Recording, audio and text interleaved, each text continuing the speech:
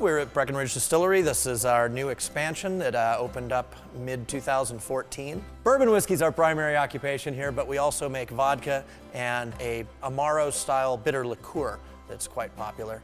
Time permitting, we also do a bit of rum and single malt whiskey, which we've laid down for long-term aging. I'm very proud of what we made here. It's a high rye style bourbon. We are here making it every single day, and I think it's pretty good. We start back here in the kettle with our corn, our rye, and our barley.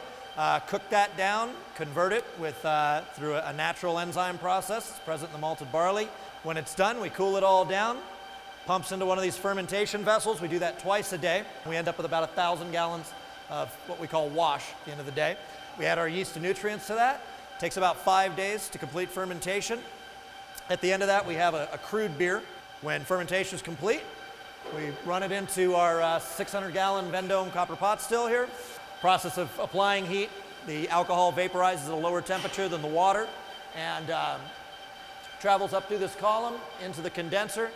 Gets recondensed back into a liquid, travels down through this arm and gets collected right over here in this vessel.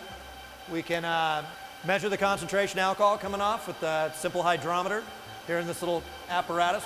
Basically concentrate that alcohol up to about 120 proof. It goes into the barrels at 115, and 3 years later comes out and you got bourbon whiskey. So it takes 5 days and 3 years. You just gotta wait for it, and it's worth waiting for. We looked at a lot of places around Colorado. Breckenridge is definitely one of our first choices because of the beautiful mountain and just the lifestyle, and the people here are fantastic. However, it really came down to the quality of the water here. We don't have to do anything to it. We just mash right into it and throw it in the kettle, and we don't have to add a whole lot of nutrients or adjustments to the water to make it good for the process. The bottling process is changing a little bit. For 4 years we've been bottling by volunteers. That's not going away, but we have got some new equipment to speed up the process. This is the new bottling line, 42-foot bottling line, capable of doing about 40 to 60 bottles per minute. Rinses them, fills them, caps them, labels them. The only thing it doesn't do is stick them in boxes, put neck hangers on them, and drink them for us.